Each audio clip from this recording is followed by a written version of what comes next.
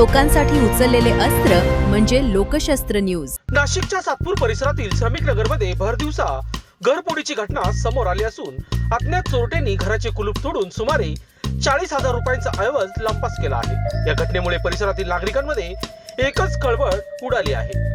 मिळालेल्या माहितीनुसार गणेश पार्क परिसरात राहणारे जाकीर रशीद कुरेशी हे रिक्षा चालक असून 17 ऑगस्ट रोजी सकाळी 10:30 ते दुपारी 2:30 वाजेच्या दरम्यान ते घराबाहेर होते।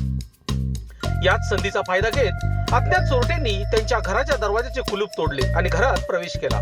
चोरट्यांनी घरातील लाकडी कपाटाची झडती घेत चांदीचे ब्रेसलेट, चांदीचे कडे, सोन्याच्या मंगळसूत्राचे पेंडेंट आणि रोख रक्कम असा एकूण सुमारे 40,000 रुपयांचा ऐवज चोरून नेला। कुरेशी सायंकाळी 7:15 सुमारास घरी परतल्यानंतर घराचे कुलूप तुडलेले आणि कपाटातील सामान अस्तव्यस्त असल्याचे त्यांच्या निदर्शनास आले। घरात चोरी झाल्याचे लक्षात येताच त्यांनी सातपूर पोलिसांना माहिती दिली। या प्रकरणी सातपूर पोलीस ठाण्यात अज्ञात आरोपी विरोधात गुन्हा दाखल करण्यात आला आहे। घटनेची माहिती मिळताच पोलिसांनी घटनास्थळी पाहणी करून तपासाला सुरुवात केली। चोरीच्या या घटनेमागे कोणाचा हात आहे? चोरट्यांनी परिसराची आधी रेकी केली होती का आणि चोरी करताना कोणत्या मार्गाने पलायन केले याचा तपास पोलीस करत आहे। दरम्यान परिसरातील सीसीटीव्ही फुटेजच्या तपासण्यासह तांत्रिक पुराव्यांच्या आधारे चोरट्याचा मार्ग काढण्याचे प्रयत्न सुरू आहेत।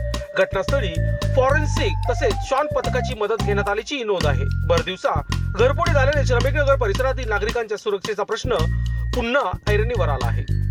पोलिसांनी या घरफोडीचा छडा लावून आरोपींना लवकरात लवकर जेरबंद करावे अशी मागणी नागरिकांकडून होत आहे।